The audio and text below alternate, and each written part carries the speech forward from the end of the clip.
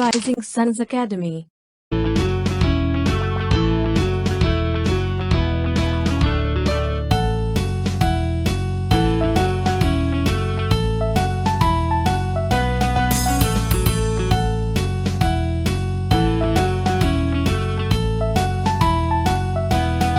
Hello friends, rising suns academy में आपका स्वागत है। आज से हम एक न्यू कोर्स लॉन्च कर रहे हैं हिस्ट्री पे, जो कि आपकी कोई भी अपकमिंग एग्जाम के लिए बहुत ही इम्पोर्टेंट होने वाला है। इसमें हम टोटल हिस्ट्री कवर करेंगे एंड ऐसे कवर करेंगे, हम आपको 100% एश्योरेंस दे रहे हैं कि आपको इससे बाहर कोई भी क्वेश्चन नहीं मिलेगा।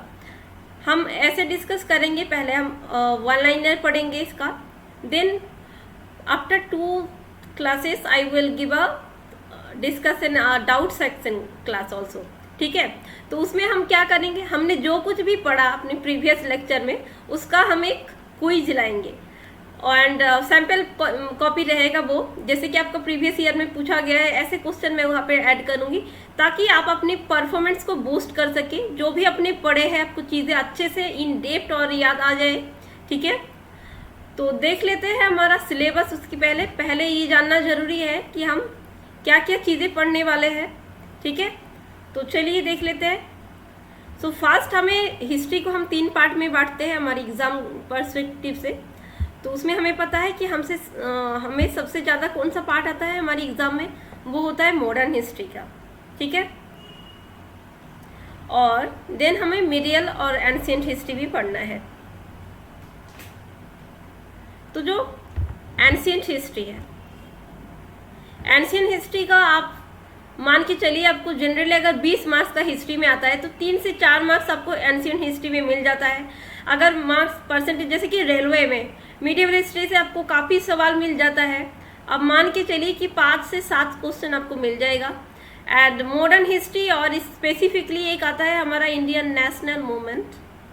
सो यहाँ से आपको ज़्यादा से ज़्यादा बहुत सारे एग्जाम में तो 10 से 12 मार्क्स, या फिर अगर आप पीएससी के भी प्रिपरेशन कर रहे हैं तो इन दिस केस तो वहाँ पे 25 तक आपको मिल जाता है इंडियन नेशनल मूवमेंट और मॉडर्न हिस्ट्री से। ठीक है, कुछ पीएससी एग्जाम में तो 50 मार्क्स रहता है इसमें। ठीक है, तो एक ह्यूज अमाउंट आपको इस पोर्शन से मिल जाता है। तो वाइट जो भी हो हमें चीज़ें कवर करना है, क्योंकि ये 3-4 मार्क्स भी कम नहीं होता। हमें पता है कि कट ऑफ जस्ट पॉइंट के लिए कभी कभी होता है कि 0.5 के लिए भी किसी का कट ऑफ नहीं निकलता। तो इन दैट केस हमारा कंपटीशन इतनी ज़्यादा है कि ये मार्क्स हमारे लिए बहुत इंपॉर्टेंट है और सारे क्वेश्चन का हमें सही जवाब देना है। तो चलिए देख लेते हैं हम सबसे पहले हम क्या पढ़ेंगे। सो फर्स्ट ऑफ ऑल हमें बेसिक क्लियर होना चाहिए कोई भी सब्जेक्ट अगर हम पढ़ रहे हैं कि हिस्ट्री क्या है। सबसे पहली क्लासेस में हम ये बेसिक फंडामेंटल चीज़ें पढ़ेंगे कि what is the definition of history, ये पढ़ेंगे। ठीक है, देन उसके बाद हम पढ़ेंगे जो वेरियस पीरियड एरा है, जैसे कि हमें बहुत सारी एग्जाम में मिल जाता है शॉक एरा,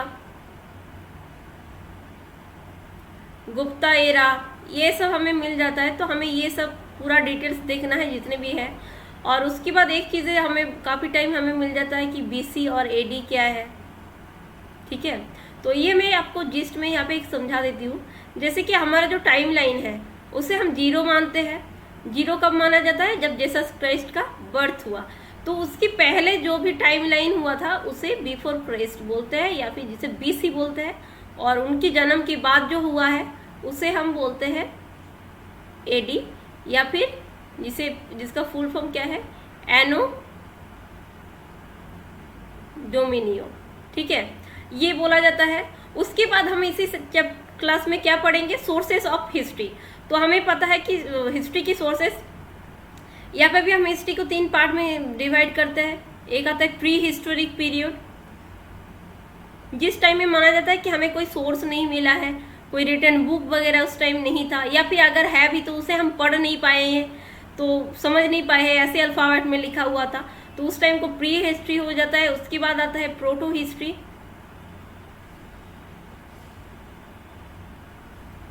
और एक आ जाता है हमारा हिस्ट्री। तो इसमें क्या होता है, मैगजीन, न्यूज़पेपर, बुक्स, जर्नल, सब कुछ हमें मिल जाता है। प्रोटो हिस्ट्री में हमें कुछ स्क्रिप्ट मिला है। तो सोर्सेस अगर बोले तो क्या होता है, ये इसमें आ जाएगा आपका स्क्रिप्ट,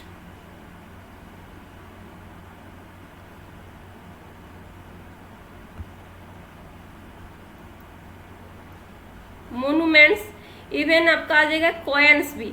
एक एग्जाम्पल आप यहाँ से लिख सकते हैं कि गुप्त एरा में एक कॉइन्स था जिसमें समुद्रगुप्त का एक पिक्चर हमें मिल जाता है, और उससे क्या पता चलता है उस किंग के बारे में कि वो म्यूजिक के साथ रिलेटेड थे, क्योंकि वो बीना के साथ उनका पिक्टोरियल एक मिल जाता है कॉइन में। ठीक है, तो ऐसे अगर होता है तो हम उनका टाइम लाइन जान सकते हैं कॉइन से भी, उनके बारे में, उनकी हॉबीज क्या था ये भी हम पता कर सकते हैं। कुछ कुछ कॉइन्स ऐसा होता था।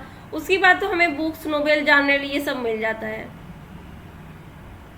ठीक है, तो ये फर्स्ट क्लास में हम यही सब चीज कवर करेंगे। देन नेक्स्ट चैप्टर सबसे मोस्ट इम्पॉर्टेंट हो जाता है हमारा एंशिएंट हिस्ट्री में सिंधु घाटी सभ्यता, यानी कि इंदास वैली सिविलाइजेशन। ठीक है, तो यहाँ से भी आपको काफी टाइम आप एसएससी में 2-3 क्वेश्चन आपको इजीली मिल जाता है। ठीक है, तो इसमें हम सबसे पहले क्या मिलेंगे, सबसे पहले तो एक क्वेश्चन आता है कि ये लोग कहाँ से आए थे, जो सिंधु पीपल थे इनका अराइवल कहाँ से हुआ था, किस जगह में था। उसके बाद इंडस वैली, ये इसका टाउन प्लानिंग,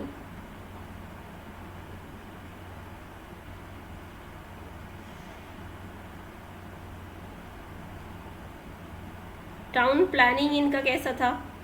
देन हम इनका सोसाइटी उस टाइम कैसे था, उनका इकोनॉमी कैसे डिपेंड होता था, ये चीज हम यहाँ पे कवर करेंगे। एंड उनका एडमिनिस्ट्रेशन वो कैसे चलाते थे। ठीक है, ये सारे चीजें हम यहाँ पे कवर करने वाले हैं।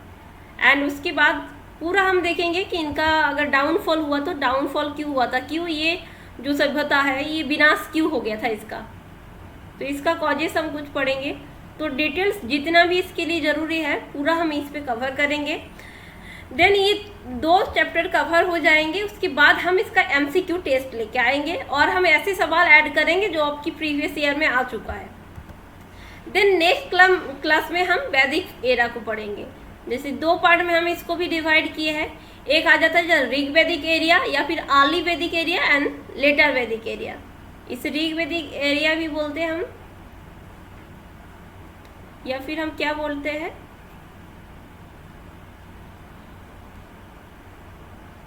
अर्ली वैदिक पीरियड। ओके, तो ये 2 चीज पढ़ेंगे। तो यहाँ पे भी हमें सेम चीज कवर करना है, उनका अराइवल कहाँ से हुआ था, किस जगह से ये लोग आए थे।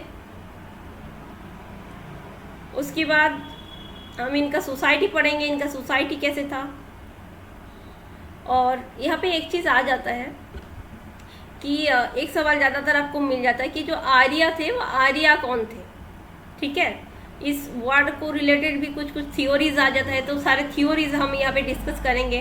देन उसके बाद इनका सोसाइटी हो गया, ये क्या क्या चीज़ें की वर्शिप करते थे, ये इनका देव देविया कौन कौन थे, ये सारे चीज़ हमें, वर्शिपिंग उनका कैसा था, ये सारे पढ़ना है हमें। सोसाइटी हो गया, उनका पॉलिटिकल लाइफ कैसे था।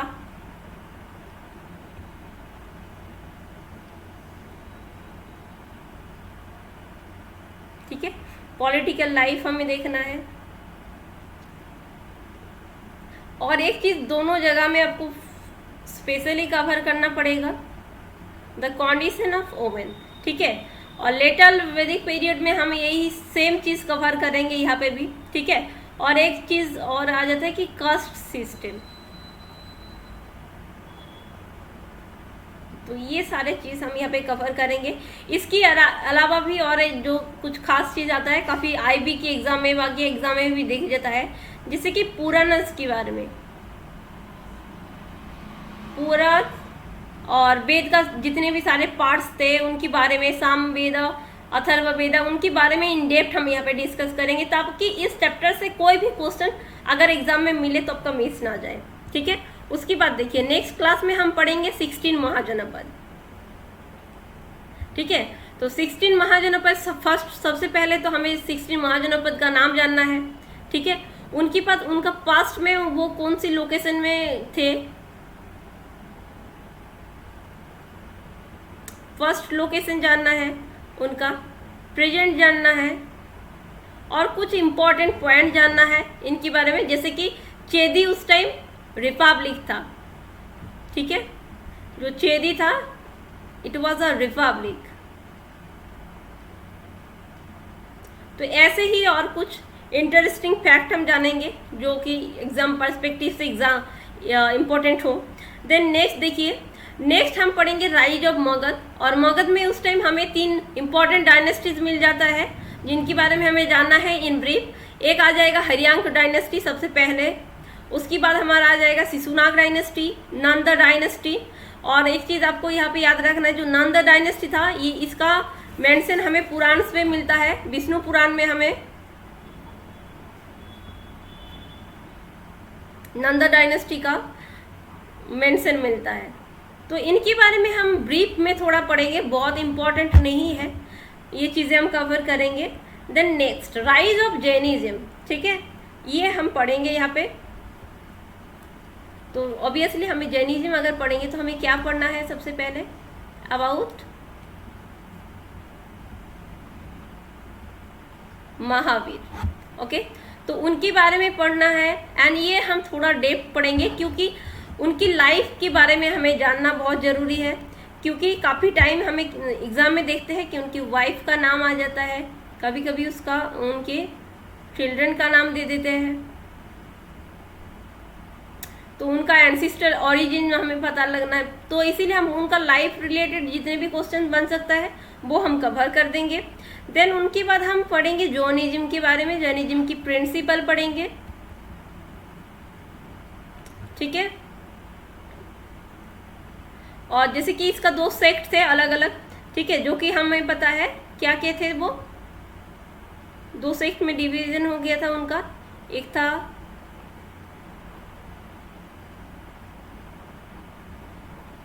दिगंबर और एक था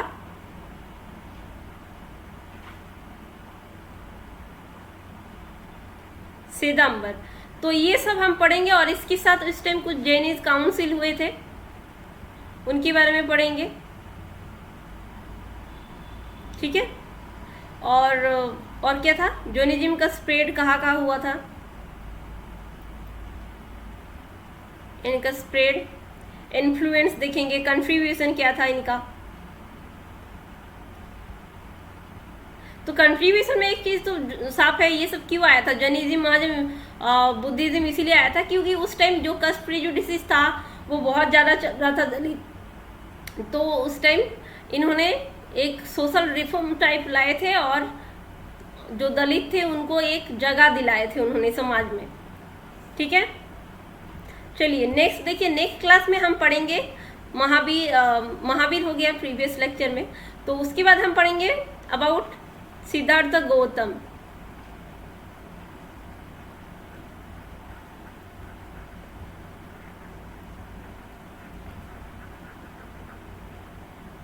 ठीक है, और तो ये हो गया, और उनकी भी हम पूरा लाइफ कंप्लीट करेंगे, उनकी लाइफ रिलेटेड जितने भी क्वेश्चन आ सकता है सारे हम कवर करेंगे यहाँ पे। एंड देन नेक्स्ट देखिए, नेक्स्ट हम क्या पढ़ेंगे, वही सेम चीज, बुद्धिज्म का प्रिंसिपल हमें देखना है, कंट्रीब्यूशन,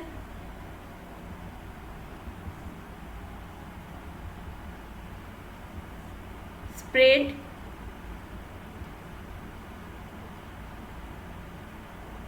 ठीक है, ये सारी चीजें हम कवर करेंगे। और इसकी भी जैसे दो सेक्ट में भाग हो गया था, तो 2 सेक्ट हमें क्या मिल गया था इस यहाँ पे, तो उनके बारे में हम थोड़ा बहुत पढ़ लेंगे, जो चीजें हमें कवर करना है,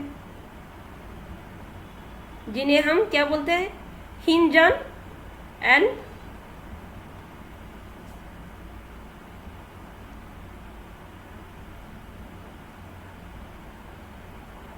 महाजन, इनके बारे में पढ़ेंगे।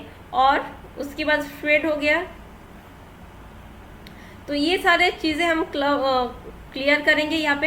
एंड और एक चीज़ जो कि बहुत इंपॉर्टेंट हो जाता है आपको चीज़ों को अच्छे से समझने के लिए, दो बुद्धिज्म और जैनिज्म था, इनका हम एक कंपैरिजन करेंगे कि दोनों में क्या सिमिलरिटीज थे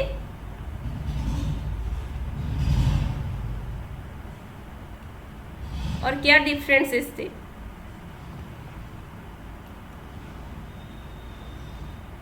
ठीक है, ये सारे चीज़ें हम इस लेक्चर में कवर करेंगे। देन आप नेक्स्ट देखिए, नेक्स्ट क्लास में हम क्या पढ़ेंगे। अगर आपको कोई भी डाउट हो एंड आपको लगता है कोई और चीज़ें भी अब कवर करना चाहिए तो मुझे आप पहले ही सजेस्ट करेंगे तो हम उस चीज़ को भी कवर कर लेंगे इसमें, ठीक है। उसके बाद हमारा एक इम्पॉर्टेंट डायनेस्टीज आ जाता है, मौर्यन डायनेस्टी और मौर्यन एम्पायर, जिसमें हमें सबसे पहले इसका बैकग्राउंड पढ़ना है, कैसे इस डायनेस्टी का एस्टेब्लिशमेंट हुआ था, बैकग्राउंड हम पढ़ेंगे। देन दो इम्पोर्टेंट पर्सन सबसे पहले ही हमारा आ जाता है कौटिल्य,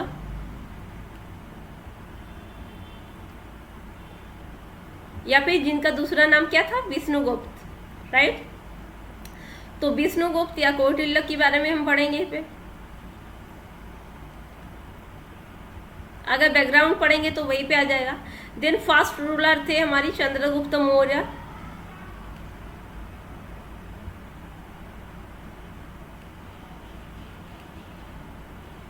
इनके बारे में हम पढ़ेंगे।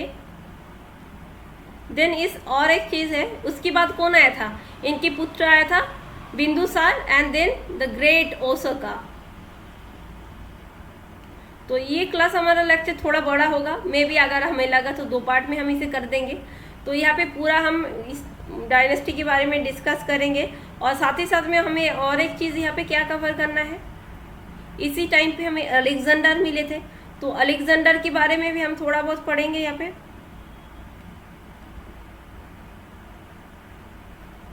ठीक है। 10 मिनट, इस टाइम वो पर्शियन इन्वेशन हुआ था, ये सारे चीज़ हम यहाँ पे पढ़ने वाले हैं। और मौर्यन डायनेस्टी में क्या पढ़ना है इन डेप्थ, अगर हम पढ़े सारे किंग को पढ़ने की बात, तो इस टाइम में एडमिनिस्ट्रेशन कैसा था,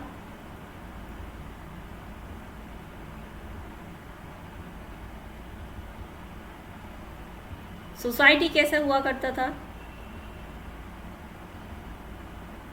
ठीक है, क्लास डिवीजन कैसे हुआ था, and important literary work.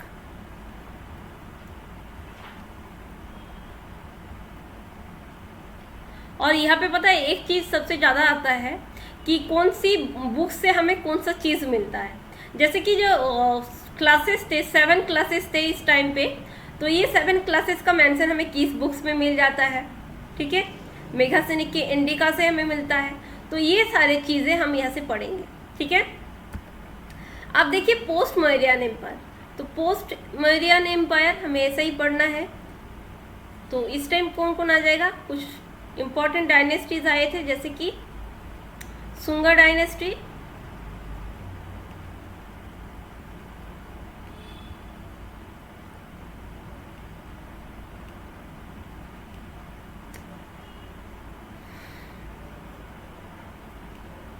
कान्वस dynasty, और एक इम्पोर्टेंट आ जाता है Kushan dynasties.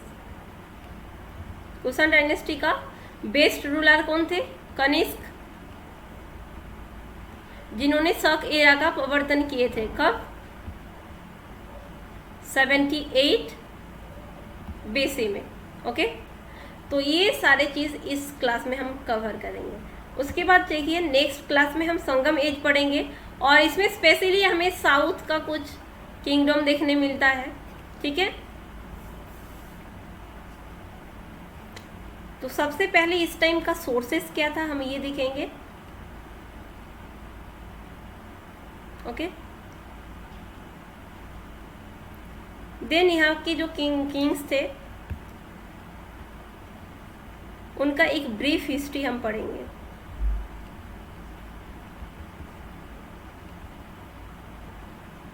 Okay. Then next देखिए और क्या क्या चीज़ें हमें कवर करना है, जो कि हम ऐसे ही चीज़ें कवर करेंगे, बहुत ज़्यादा भी ना हो जाए, बस इतना कम भी ना हो कि हम एग्जाम में से कवर ना कर पाए, ठीक है। यही ध्यान रख के हमें पढ़ना है। सो दैट्स वाई ये ब्रीफ हिस्ट्री में हम सारी चीज़ें कवर करेंगे। और जो ये यहाँ के जो किंगडम थे उनका सोशल रिलीजियस लाइफ कैसे हुआ करता था, हमारी नॉर्थ इंडिया से कैसे डिफरेंट थे, ये सारी चीज़ें वहाँ पे आ जाएगा कुछ कुछ। जैसे कि अगर नॉर्थ में कौन से किंग थे, उसी टाइम पे संगम एज में कौन से किंग रूल करते थे, ये सारी चीज़ें जानना चाहिए हमें। तो हम इन चीज़ों को रिलेट करते पढ़ेंगे। सोशल पॉलिटिकल लाइफ उनका हम देख लेंगे। ओके, उनका रिलीजियस लाइफ कैसे था,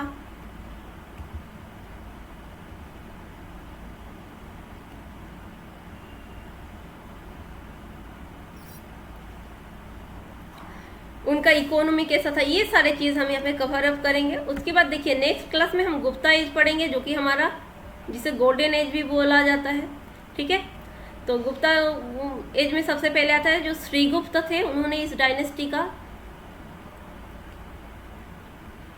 फाउंडर थे, जो श्रीगुप्त। ठीक है,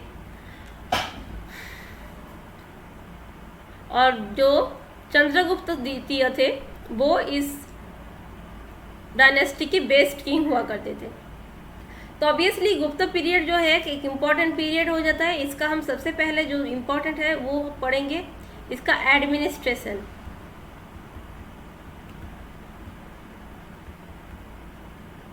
ओके, सोशल, उनका सोशल लाइफ, रिलीजियस लाइफ। और एक चीज़ हमें ध्यान रखना है कि जो गुप्ता एरिया था, पीरियड था, इस टाइम में हमें कुछ फेमस पर्सनालिटीज मिल जाता है, जैसे कि कुछ इंसानों का नाम हमें मिलता है, चरक, सुश्रुत, जो कि एक फिजिशियन थे उस टाइम की। ठीक है, तो इनके बारे में हमें यहाँ पे मिल जाता है। और तो आर्यभट्ट भी इसी पीरियड की हुआ करते थे।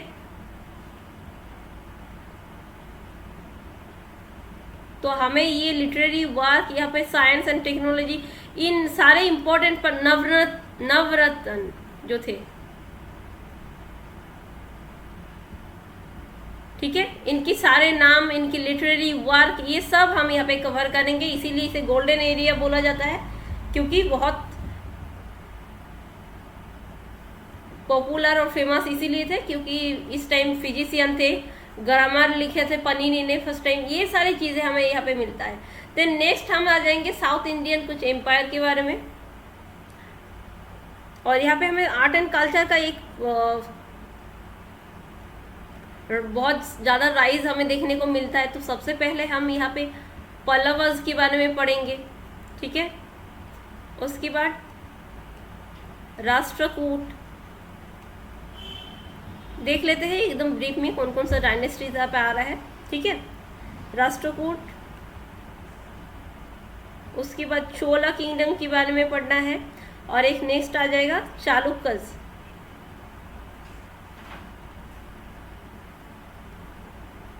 ठीक है,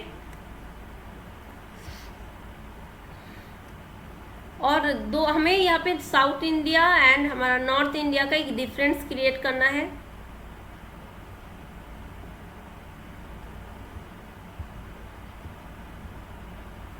कि दोनों में क्या डिफरेंस हुआ करता था इस टाइम पे। ठीक है, अब देखिए नेक्स्ट आ जाएगा हमारा एंशिएंट हिस्ट्री में हम यहीं तक पढ़ेंगे। देन हमारा मीडिएवल हिस्ट्री। तो मीडिएवल हिस्ट्री या फिर मध्यकालीन भारत हम कवर करेंगे। हमने पहले ही मेंशन कर दिया, जनरली हमें यहाँ से 3 से 4 क्वेश्चन मिल जाता है अगर 20 मार्क्स का हो एग्जाम में, इन दैट केस।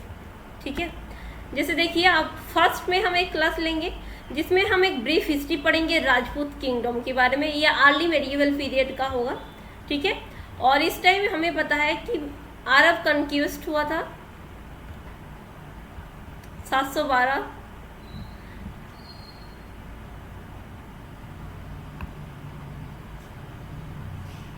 एडी में। ठीक है, अरब कन्क्यूस्ट ऑफ सिंध, तो अरब का सिंध विजय हुआ था, ये हम पढ़ेंगे। इसका रिजल्ट क्या था, इसका कॉजेस क्या था, ठीक है, ये पढ़ेंगे। महमूद अब गजनी, उनका इन्वेशन पढ़ेंगे। महमूद अब मोहम्मद घरी और उनका इन्वेशन, ये सारी चीज़ें यहाँ पे फैक्ट यहाँ पे हुआ था। ठीक है, उसके बाद हमारे जो हिंदू स्टेट्स थे उनका फेल्यूर होने के पीछे क्या वजह रहा था, ये चीज़ हम यहाँ पे कवर अप करेंगे। अब नेक्स्ट देखिए, नेक्स्ट क्लास में हम दिल्ली सुल्तानेट पढ़ेंगे, जो कि एक बहुत ही ज़्यादा इम्पॉर्टेंट पॉइंट हो जाएगा। तो सबसे पहले हम क्या पढ़ेंगे, उनका पॉलिटिकल हिस्ट्री पढ़ेंगे, दैट्स मीन कि उनका बैकग्राउंड पहले हम पढ़ेंगे। देन कुछ इंपॉर्टेंट डायनेस्टी इस टाइम का आ जाता है, जो कि हमारा slave dynasty, Khiljis, Tughlaq and Sayyid and Lodi. और हमें पता है कि लोधी डायनेस्टी को इब्राहिम लोधी लास्ट रूलर थे, इनको हरा के मोहम्मद जहीरुद्दीन बाबर ने 1526 में मुगल साम्राज्य का प्रतिष्ठा किए थे। ठीक है, तो इन सारे डायनेस्टीज को हम एकदम in depth by king wise हम डिस्कस करेंगे, आपको कोई भी सवाल यहाँ से छूटेगा नहीं। ठीक है, अब देखिए नेक्स्ट आ जाएगा इंडिया आफ्टर दिल्ली सुल्तानेट। तो जो दिल्ली सुल्तानी एरिया पीरियड जो था, उसके बाद हमारा इंडिया का उस टाइम पे इंडिया का एडमिनिस्ट्रेशन कैसे हुआ करता था, हमारा इकोनॉमिक कंडीशन कैसे था, सोशल लाइफ यहाँ पे इंसान कैसे लीड करते थे, उस टाइम में आर्ट एंड कल्चर का क्या राइज हुआ था, क्या डेवलपमेंट हुआ था। ठीक है, ये देखेंगे। और उस टाइम के कुछ इंपॉर्टेंट लिटरेरी वर्क और लिटरेचर का क्या डेवलपमेंट हुआ था, ये हम कवर करेंगे। ठीक है,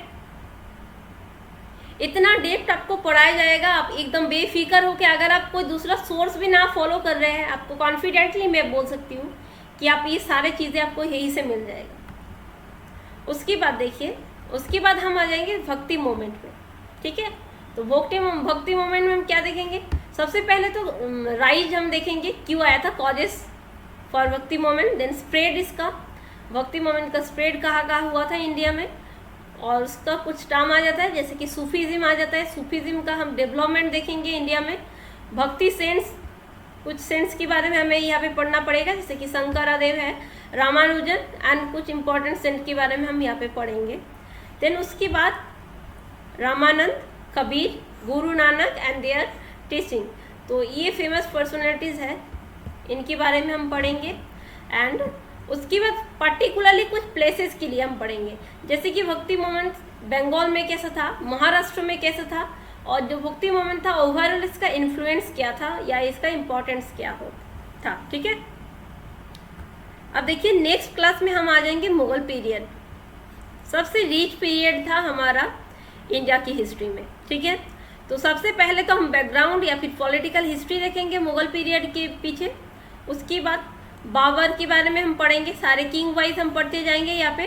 तो बाबर एंड उनकी अचीवमेंट क्या थे, उनकी टाइम में बुक्स क्या थे, सोशल लाइफ, एडमिनिस्ट्रेटिव लाइफ, सारे सब कुछ डिस्कस किया जाएगा। देन हुमायूं के बारे में हमें थोड़ा सा ही पढ़ना है, बट उनकी क्या डिफिकल्टीज थे, कुछ वार हुआ था, और अफगान लीडर शेर शाह आए थे, तो पर्टिकुलरली यहाँ पे शेर शाह के बारे में थोड़ा बहुत हमें देखना है। Okay, then most important Akbar के बारे में पढ़ना है, उनका मनसबदारी प्रथा एक था, उससे रिलेटेड हम चीज़ भी इन डेप्थ पढ़ेंगे।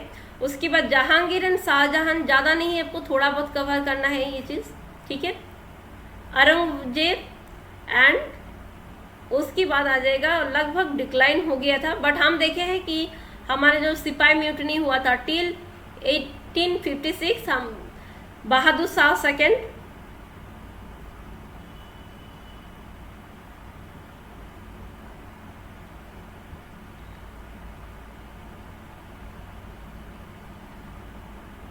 ये थे लास्ट रूलर। ठीक है, तो लास्ट उनको ही देखा जाता है, बट फिर भी ऑलमोस्ट डिक्लाइन हो गया था क्योंकि इनका इन्फ्लुएंस थोड़ा बहुत खत्म हो गया था। तो ये जो मुगल एम्पायर थे, इनका जो डिक्लाइन हुआ था, इसके पीछे क्या क्या कॉजेस था, ये हम देखेंगे लास्ट टाइम। ठीक है, अब आता है कि मुगल पीरियड में इंडिया में क्या क्या डेवलपमेंट हुआ था। तो डेवलपमेंट इन दैट केस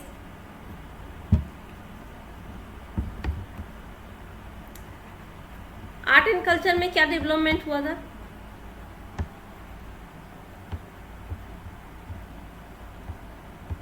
ठीक है, सबसे पहले कंडीशन ऑफ वोमेन भी हमें देखना है।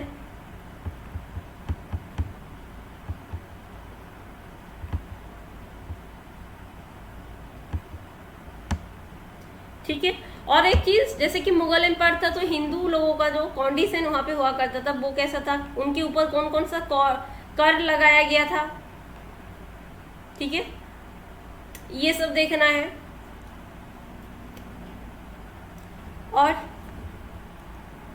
यहाँ पे कुछ लिटरेरी वर्क था, ये देखना है, ठीक है। तो ये एक छोटा सा क्लास हो जाएगा हमारा, इसमें हम सारे चीज़ें कवर अप करेंगे। नेक्स्ट क्लास में आ जाएगा मराठा। जनरली आजकल कुछ एग्जाम में तो मराठा के रिलेटेड आ ही नहीं रहा है, अगर थोड़ा बहुत आपका क्वेश्चन आएगा तो वो शिवाजी रिलेटेड ही आता है, ठीक है, या फिर जो इंग मराठा वॉर हुआ था उसके बारे में, ठीक है, जो पैक्ट चुक्ति वगैरह हुए थे उनके बारे में आएगा। तो शिवाजी एडमिनिस्ट्रेशन थोड़ा हम पढ़ लेंगे, राइज कैसा था मराठास का, और पेशवाज इनके बारे में थोड़ा बहुत हम पढ़ लेंगे, ठीक है। तो ये एक स्मॉल क्लास करेंगे, उसी के साथ हम जोड़ देंगे इसे। अब देखिए नेक्स्ट आ जाएगा हमारा मॉडर्न हिस्ट्री। मैंने सबसे पहले ही आपको ये मेंशन कर दिया है कि अगर सबसे ज़्यादा हिस्ट्री का किसी पार्ट का इम्पोर्टेंट है तो वो है मॉडर्न हिस्ट्री का, ठीक है। तो हम उसके बाद हम मॉडर्न हिस्ट्री पढ़ेंगे, और इसको हम क्लासीफाई कर रहे हैं कि एडवेंट ऑफ यूरोपियंस, जब से इंडिया में यूरोपियंस का पोर्तुगीज का आना शुरू हुआ उसी टाइम लाइन से हमने लिए हैं, ठीक है। तो इसी टाइम से उसके बाद क्या होता है, सबसे पहले पोर्तुगीज आए थे इंडिया में, उसके बाद डच, फ्रेंच और इंग्लिश आए, तो उन्होंने भी, और डेनिश कंपनी आए थे, तो उन्होंने एक अपना सब ट्रेडिंग सेंटर इस्टेब्लिश कर रहे थे इंडिया में। तो किसने कहाँ पे किए थे, यही सवाल आता है कि कौन सी जगह में किसने किया था, कितने साल में किया था। ये सारी चीज़ हम ऐसे कवर अप करेंगे कि अच्छे से चीज़ें आपको याद रह जाए। उसके बाद हम एंग्लो फ्रेंच राइवली हुआ था, और कुछ कार्नेटिक वार आया था कार्नेटिक रीजन में, ये पढ़ेंगे। Then after that British power का बंगाल में जो एम्पावरमेंट हो रहा था उस टाइम, हमें पता है 1757 में बैटल ऑफ पलासी होता है।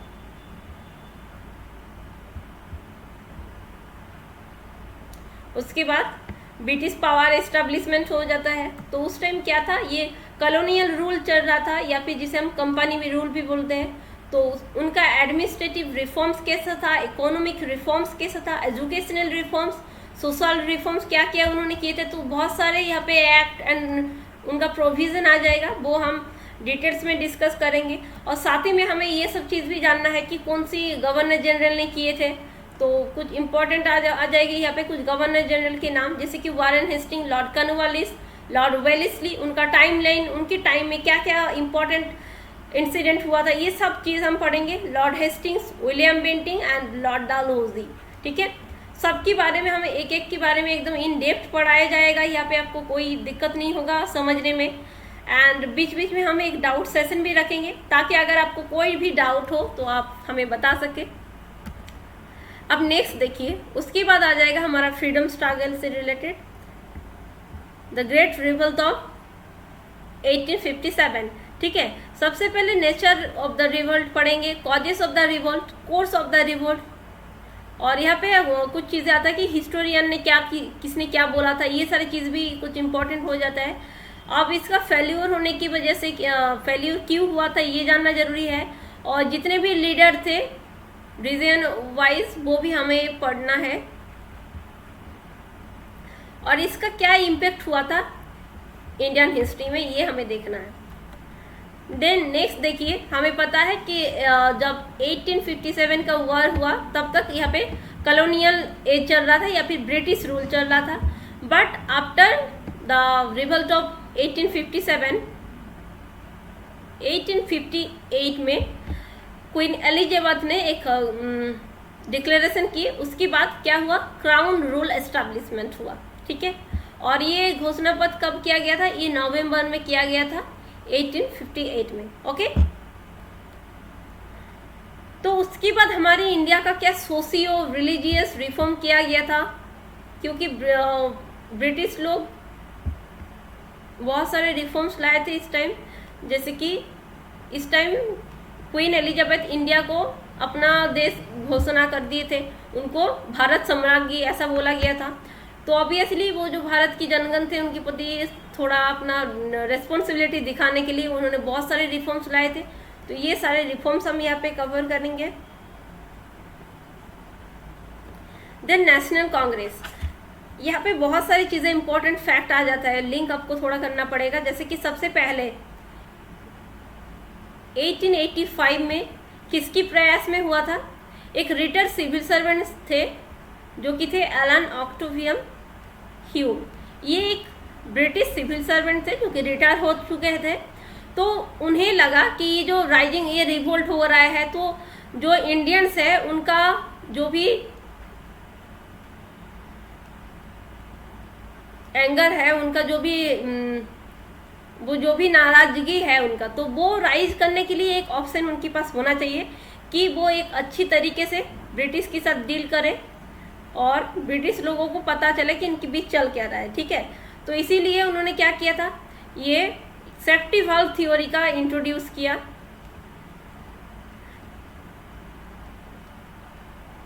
ठीक है। उसकी मतलब क्या था, इसके थ्रू, जैसे कि कुकर में क्या होता है,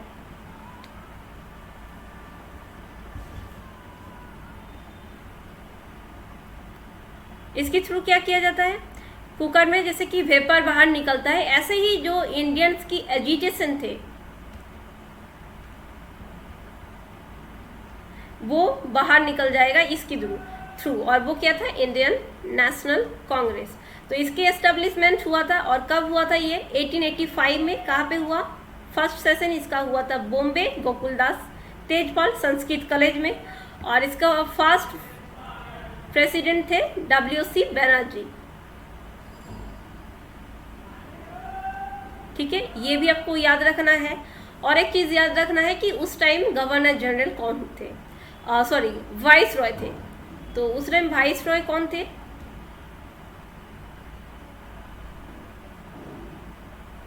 लॉर्ड डफरिन।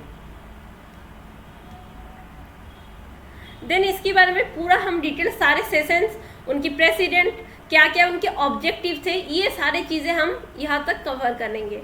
ऑब्जेक्टिव्स उनके कैसे थे।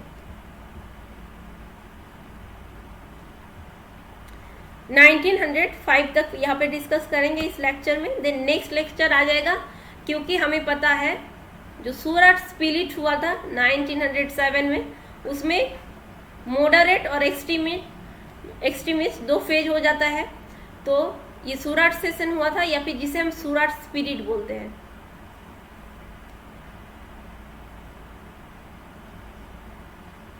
ठीक है। तो यहाँ पे भी हम जो नेशनल मूवमेंट में कुछ रिवोल्ट हुआ था, या फिर ये सारी चीज़ें कवर करेंगे, उनका क्या क्या कौन कौन क्या क्या ऑब्जेक्टिव लिया गया था इस टाइम। और इसमें एक सबसे इम्पोर्टेंट एक चीज़ आ जाएगा आपका, जो कि बंगाल पार्टीशन। ये इस टाइम का एक पूरा हम कवर करेंगे। बंगाल पार्टीशन हुआ था, ठीक है। तो इस टाइम क्या हुआ था, स्वदेशी मूवमेंट।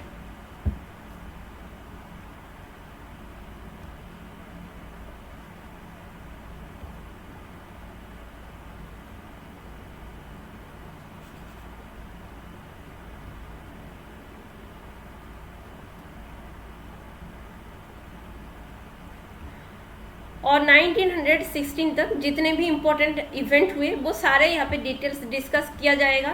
नेक्स्ट हमारा आ जाता है इंडियन नेशनल मूवमेंट, जो कि एकदम कंप्लीट हम डिस्कस करेंगे, क्या उनका अचीवमेंट, ऑब्जेक्टिव, जितने भी सारे यहाँ पे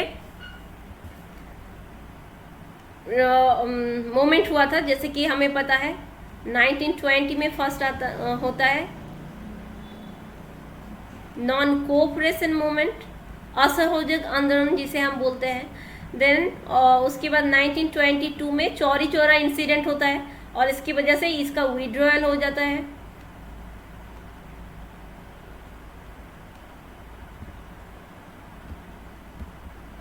नॉन कोऑपरेशन मूवमेंट, या फिर जो असहयोग आंदोलन थे उसका विड्रॉल होता है।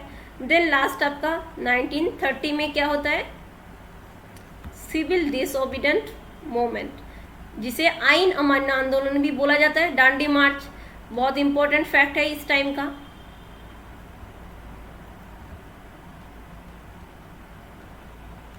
ओके, यहाँ पे सारे क्रिप्स मिशन जो भी आता है, साइमन कमीशन, हंटर कमीशन, जितने भी एडुकेशनल वो रिफॉर्म्स आया था, जितने भी प्रपोजल दिया गया था, ठीक है। तो सारे चीज यहाँ पे हम डिस्कस करेंगे टिल 1947। एंड देन नेक्स्ट देखिए, इंडिया पार्टीशन हो गया। तो ये हमारा इंडिया का बिफोर पार्टीशन पूरा इंडिया हुआ करता था। देन यहाँ पे पाकिस्तान, और ये ईस्ट पाकिस्तान एट प्रेजेंट जो कि हमारा बांग्लादेश है, ठीक है, ये बना था। ये था इंडिया का मैप उस टाइम का। ये कुछ टाइमलाइन है कि क्या इम्पोर्टेंट वार वगैरह हुआ था, क्या डेवलपमेंट हुआ था इंडिया का 1940 से 2020 तक का, ये हमने दिखाया है। जैसे कि देखिए 1947 में इंडिया पाकिस्तान इंडिपेंडेंस मिल जाता है उनको ब्रिटेन से। उसके बाद अक्टूबर में, हमें अगस्त में मिला इंडिपेंडेंस, ठीक है। और अक्टूबर 1947 में क्या होता है, फर्स्ट कश्मीर वार शुरू हो जाता है। उसके बाद देखिए 1950 से 60 में उतनी मेजर कुछ नहीं है। 65 में सेकेंड वार शुरू हो जाता है कश्मीर को लेके, ठीक है। उसके बाद 1971 में क्या होता है, इंडो पाकिस्तान वार होता है। और उस टाइम किस लिए होता है, क्योंकि जो अभी हमने मैप में क्या देखे, ये जो ईस्ट पाकिस्तान वाला हिस्सा था, ये इंडिया की सपोर्ट में लड़ाई होता है इनके साथ, पाकिस्तानियों के साथ, और ये एक अलग देश बन जाता है, ठीक है। तो ये बिकम बांग्लादेश हो जाता है और इंडिया इसका हेल्प करते हैं। उसके बाद 1974 में क्या होता है, इंडिया फर्स्ट इसका न्यूक्लियर टेस्ट करते हैं। और जो था पोखरान में किया जाता था, क्या किया था, तो पोखरान था, ये पोखरान 1। और इस ऑपरेशन जो था, ये क्वेश्चन रिपीटेड क्वेश्चन है, रेलवे में आया है, ठीक है, कि जो ऑपरेशन था फर्स्ट हमारा न्यूक्लियर टेस्ट, उसका नाम था स्माइलिंग बुद्धा। ऐसे आपको सवाल मिला था कि व्हाट इज स्माइलिंग बुद्धा, ठीक है। और ऑप्शन आपको हमेशा पजलिंग वाला मिलता है, बट आपको याद रखना है कि ये एक न्यूक्लियर टेस्ट ऑपरेशन था इंडिया का। देन देखिए 1989 में कश्मीर इंसर्जेंसी भी शुरू हो जाता है, कश्मीर को लेके पीसीडी पे शुरू हो जाता है। उसके बाद 1998 में इंडिया ने न्यूक्लियर टेस्ट सेकंड टेस्ट किए, जो कि पोखरान 2 था, ठीक है।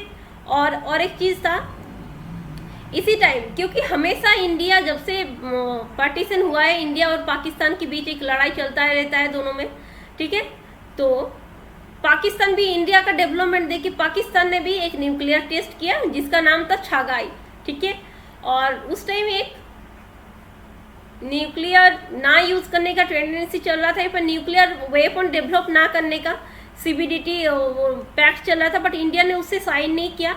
बट इंडिया ने क्या बोला कि हम फास्ट यूज नहीं करेंगे, तो इंडिया ने एक डॉक्ट्रिन एडॉप्ट की जो कि था नो फास्ट यूज पॉलिसी, कि अगर हम पे कोई न्यूक्लियर हमला ना करे तो हम भी किसी पे यूज नहीं करेंगे। बट इंडिया डेवलप करते गए हैं। उसके बाद देखिए 2001 में इंडिया में एक टेररिस्ट अटैक होता है जो बहुत ही इनफेमस है, इंडियन पार्लियामेंट में अटैक होता है। उसके बाद कौन सा मेजर इवेंट आता है, उसके बीच में हमारा एक लड़ाई होता है पाकिस्तान के साथ 1999 में, जिसे कारगिल वार बोलते हैं, जिसमें पाकिस्तान को हराया गया था। और उसके बाद 2007 में हमारा समझौता एक्सप्रेस जो है उस पर बॉम्ब बस्टिंग होता है, 2007 में ये केस हुआ था। देन नेक्स्ट टेररिस्ट अटैक होता है मुंबई में, ठीक है।